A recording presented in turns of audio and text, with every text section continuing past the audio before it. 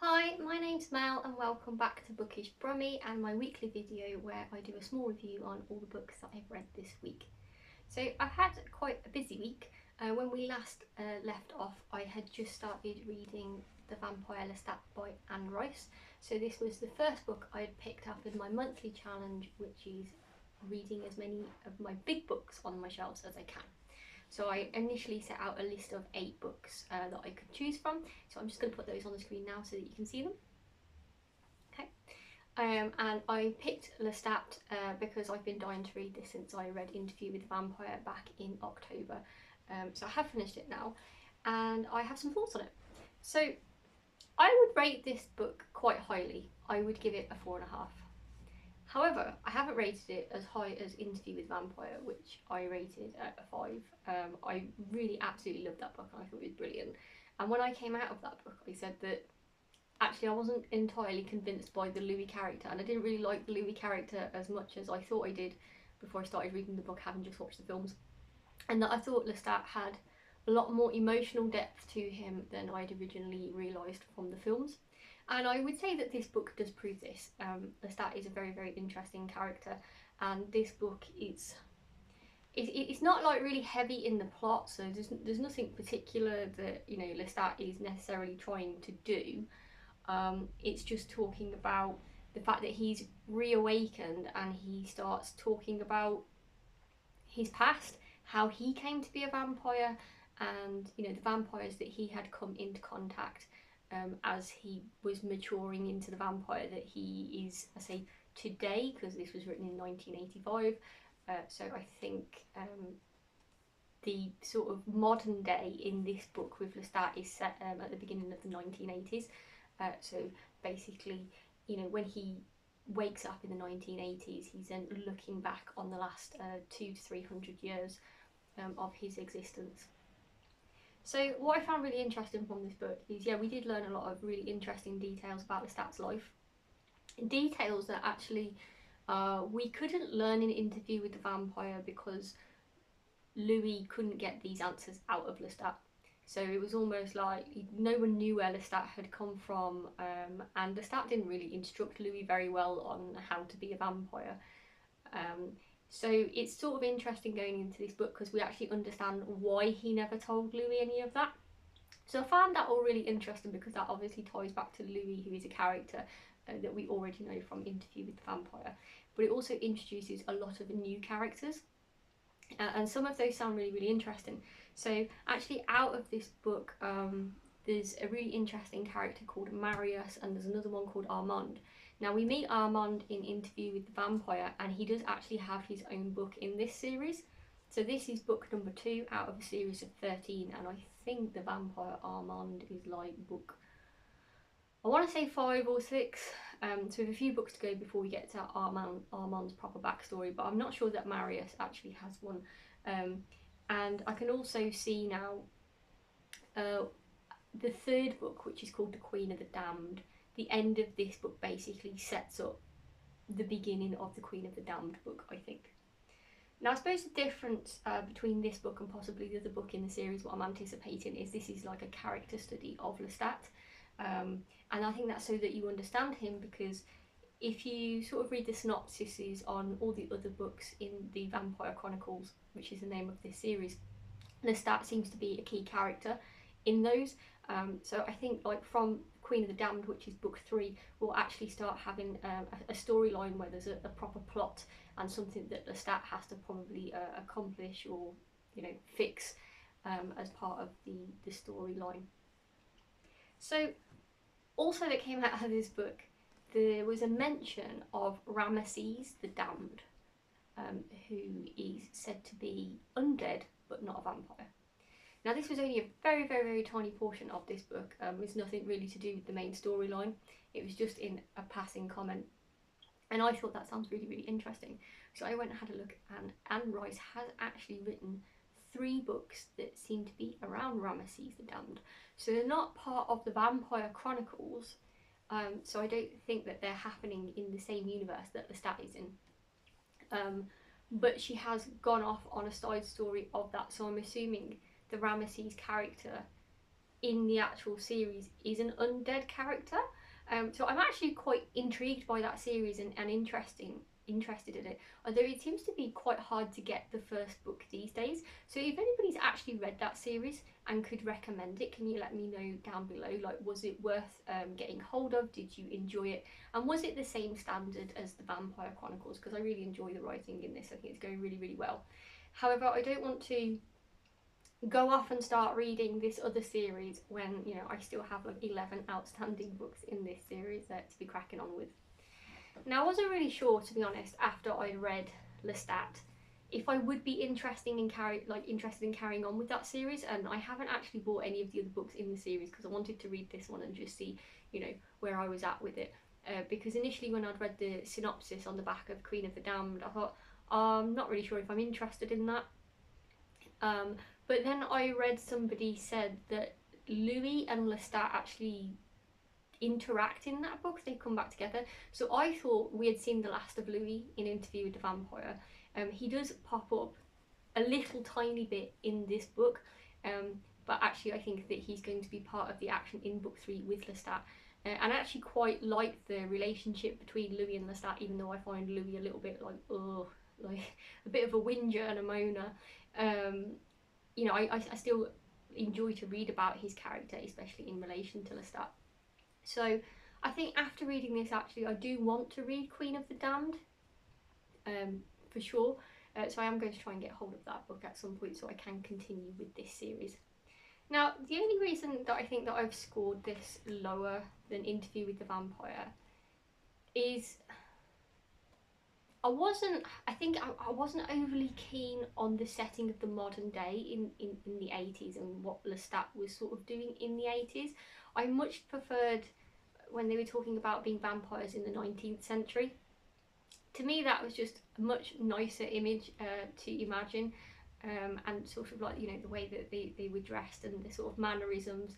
And I think it's probably easier to get away with being a vampire in the 19th century compared to the modern day.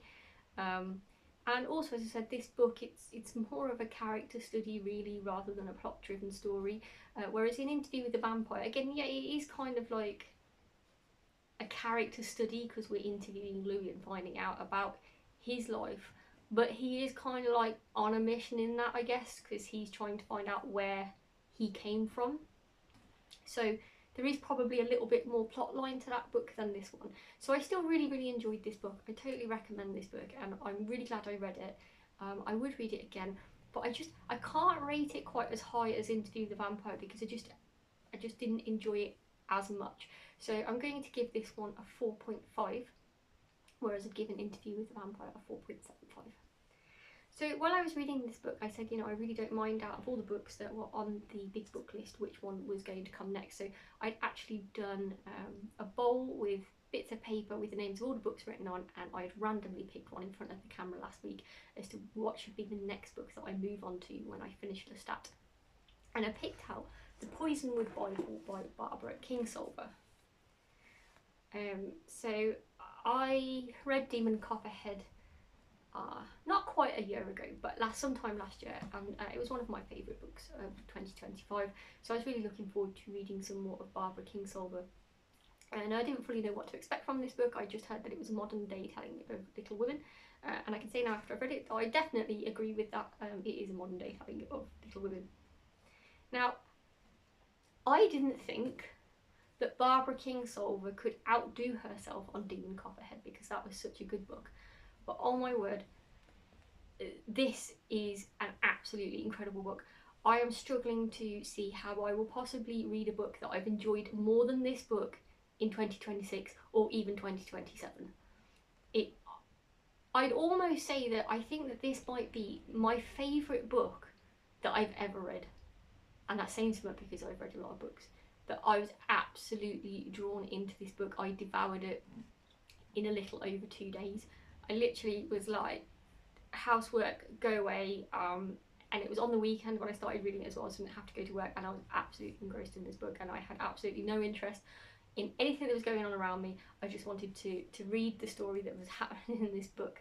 And what's even amazing, right, so this was published in 1998, so, you know, it's fairly old now. And it was shortlisted in 1999 for the Orange Award. Now, the Orange Award is actually the Women's Prize for Fiction Award, which I think started in 1996, but it used to be sponsored by Orange, the phone company, so it was called the Orange Award, and it has since changed its name to the Women's Prize for Fiction. Now, Demon Copperhead did win the Women's Prize for Fiction. This one got to shortlist it, but didn't actually win.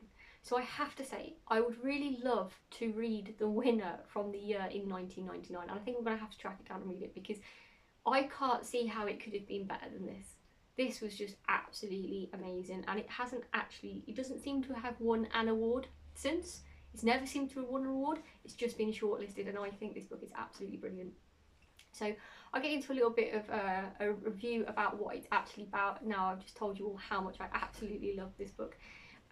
We are following a Baptist minister called Nathan Price and his wife Orleana Price, and they've got 4 daughters who, I think the youngest one is about 5 or 6. I'm unsure, not exactly sure how old she is, but the oldest daughter, when we get there, is like 15. She's about to turn 16, and then I think she just gets to about 17 in the book. So the 4 daughters are Ruth May, Ada, Rachel, and Leah. And they, in 1959, are taken to the Democratic, well, it's actually just the Congo, like in Central Africa, in 1959, by their father, Nathan Price. And basically, he is a missionary, and he's going to attempt to convert all the locals to Christianity. So this really doesn't go well, as you can imagine. Nathan Price is really short-sighted, and he's actually not really that nice to his own family, and doesn't really seem to have that much respect for them. You know, if his daughters so much as even look the wrong way, he has them copying out Bible passages. However, this story is told from the perspective of the daughters. So each one of the 4 daughters narrates it, and then every so often we come back into what would be classed as the present timeline, which is like in the 80s, I think, is classed as the present timeline in this book, where the mother narrates a little bit about her impression of what happened at the time. But in the 1959 to 1960 years, we just hear from the daughters who are narrating, you know, what's going on with the conversion, like how they're settling into their life in the Congo with the local people and the wildlife and the weather and the scenery. And it's so completely different to what they're used to. They're actually raised in Georgia, America. So yeah, this is not necessarily going the way that Nathan Price would have liked it to go.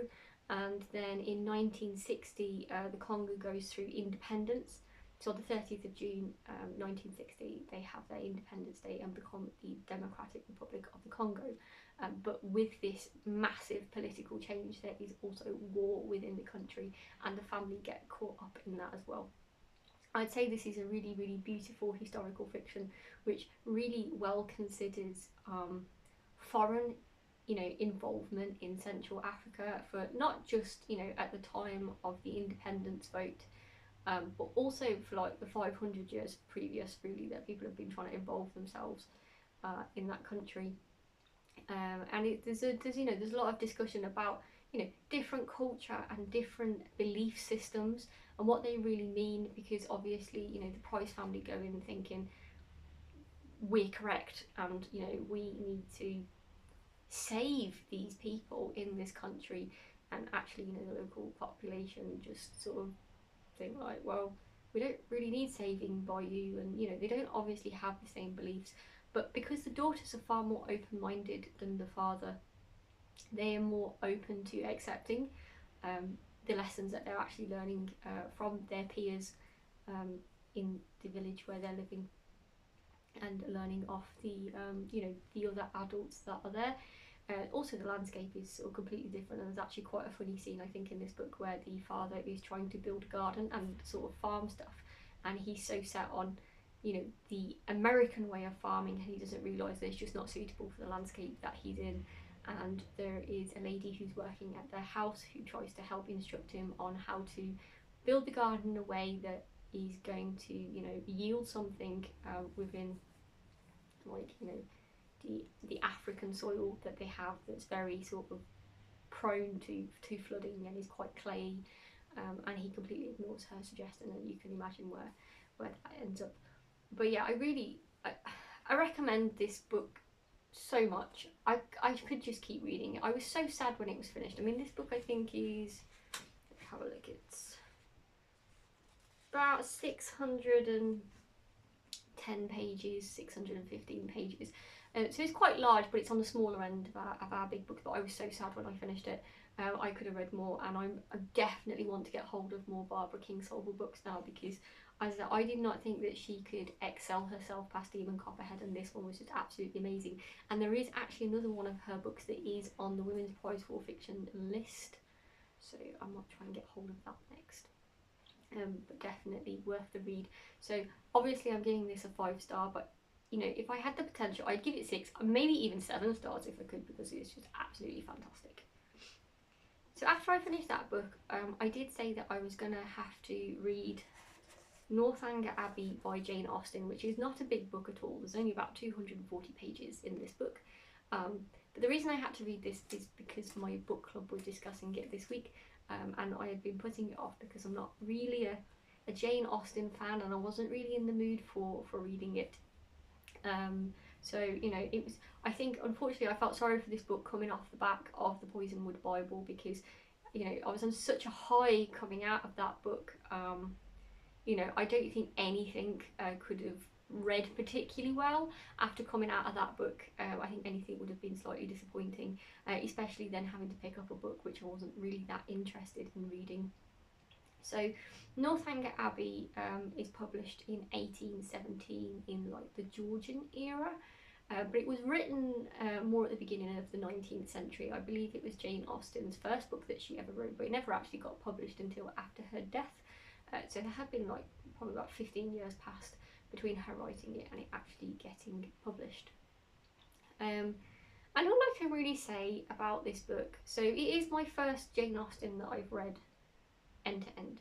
When I was younger, probably about 12 or 13, I tried to read Sense and Sensibility, and I sort of gave up after about 10 pages because I didn't really enjoy it, and I didn't really identify with any of the characters, and I just didn't really find it that funny, or I just didn't have any emotion about any of the characters that I was reading, and I was worried that that would happen in this book.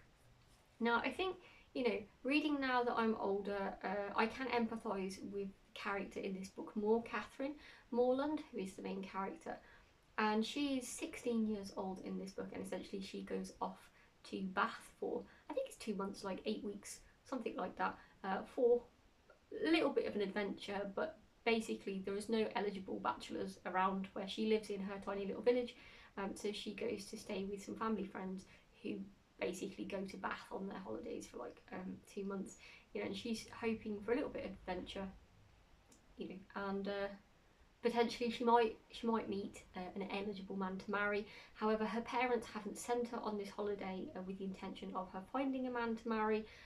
They just wanted her to go and see a little bit of the world, because obviously she didn't really get to see much in the village that she was in, and her naivety really comes through in this book, but so does her age. And I think that reading it made me feel like it was a YA novel for girls in the, you know, the Georgian era. The sort of things that she's worried about, okay, some of them are on a par with, you know, the things that teenagers worry about today, like going to a party and not having anybody to talk to, and, you know, what she should wear to the party. But I also find it, well, I just found it quite irritating. You know, all the things that she sort of built up into such a drama, you know, I was like, it's really not that important. But maybe I can say that because I'm a little bit older and a bit further removed from being a teenager, so I can see that, you know, you don't really have to worry too, you know, as much as she was about some of the things. And just like the manners at the time in this era means that people would take great offence to things that in this modern day people wouldn't take offence to, just be handled completely differently. So I found her a particularly difficult character to empathise or be bothered about, to be honest. In one way I actually felt sad that this was the life that Georgian women essentially had to live, and if that was their greatest excitement, was going to Bath for a couple of months in their entire life, and you know, having a bit of giggle about what they were going to wear, and oh, so and so looked at me. It just seemed very well, it was restrictive. I know that women had a restrictive life, but it just makes me cringe, to be honest. And I know that Jane Austen, publishing a novel at the time in her own position as a woman, I mean, that was a very feminist thing to do, and especially the fact that her character is obviously, in some way for that time, quite feminist herself. You know, she tried to stand up to the men who tried to walk all over her basically and tell her what to do. So that was very revolutionary for that time. But in modern times, you know, we've moved on quite significantly, and I find some of these things like quite hard to read now. I sort of feel my heart sink because I'm like, I just wish it hadn't been like that. I wish that women had more choice. I wish they weren't treated like children, you know, and I wish that they'd had a bigger world than the one that they were allowed to live. There wasn't particularly any drama in this book that particularly interested me. There was a point where I thought the storyline was going to go into a romance with somebody who it didn't, and I thought that would have been a lot more interesting if it had, but no, it didn't. I would say that there's some quite good observations in there, and there's some quite good, you know, one-liners in there from an observational perspective, but I would probably rate this a 2.25 star. This is just not something that I would want to read again. I don't think that Jane Austen is obviously a bad writer. She's obviously a good writer. She's just writing about a time that I'm not really interested in, and you know, I guess Catherine in this instance, I'm not bothered about the troubles of a 17-year-old girl who's not really allowed out of her village too much in the Georgian era. It was all, you know, none of this strife that they're talking about is particularly gritty. It's very dare I say, like first world problems in the Georgian era, and I think that I would only read Jane Austen again if somebody really recommended, somebody who I knew and trusted really recommended a book to me that she had read, that she'd written, sorry, and said, you know, I really recommend that, and I might need to wait for a couple of years to pass before I delve into it again. And I think going into this book, you know, I knew that it wasn't something that I really liked to read. I could trust my judgment. I feel the same really about it that I did when I was about 12 years old. But I'm glad that I did actually read a Jane Austen book, because obviously before, my impression of her work was based on like 10 pages of reading, not actually reading an entire book. So at least now I can sort of back up what I'm saying a little bit about why I don't necessarily enjoy this author. But never mind. Yeah, 2.25. So off the back of that, I then had to pick another book, and I didn't think that I would actually get through all of that, if I was honest, in the last week. So I never did a random pick to see what I would read after the Poisonwood Bible, because I assumed that would take me right up until this video. But I read really quickly because I really enjoyed the Poisonwood Bible, so I did actually have to pick another book to start. So I decided to go with The Passage by Justin Cronin. Now, this is the biggest book on the big book list, sitting at 963 pages. It's massive. I think Insomnia is the next biggest one, and that's just about 900 pages long. And we've actually got quite far with this one so far. So I'm 35% of the way through. I don't know if you can see the bookmark. So that's like 335 pages roughly that I've read. And I am really enjoying this so far. I obviously can't review it because I haven't finished it, and I'll say I'm only like a third of the way through, just over a third. But what I had not realised is that this book is in some way about vampires, which is really good, because you all know that I like a vampire story, and considering I've not long come off of reading the vampire Lestat, it was actually quite nice to get another vampire book. So I did just pick this one, and the reason that I picked this one next on the list is the purpose of Big Book January is I really wanted to get through some of the big books that I had collecting on my shelves.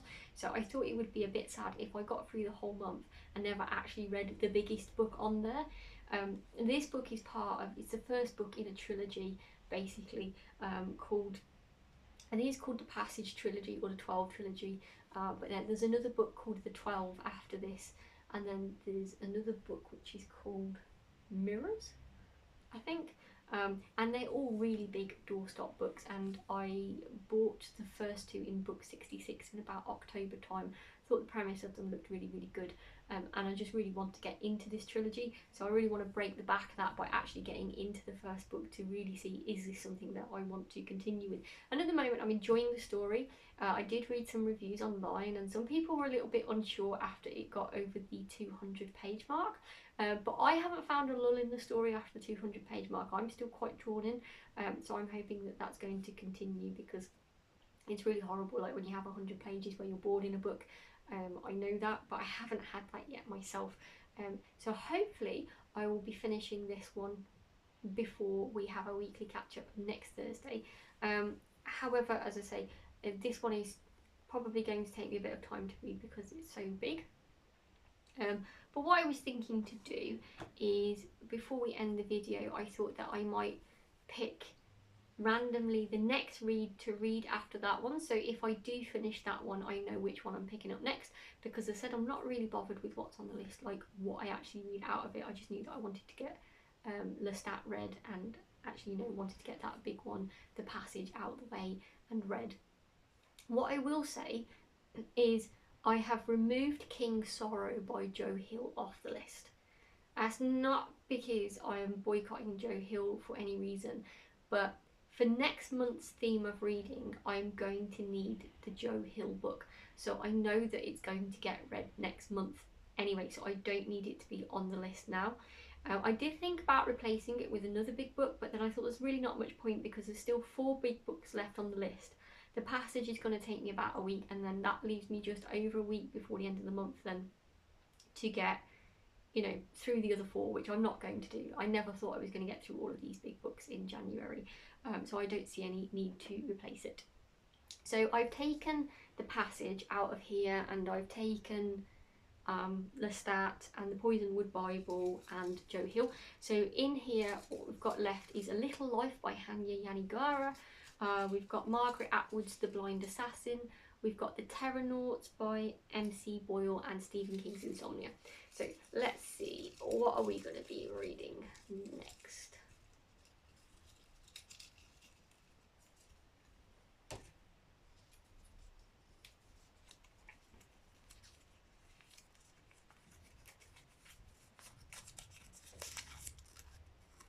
Okay, so we're going to be reading, I don't know if the camera can quite focus on that,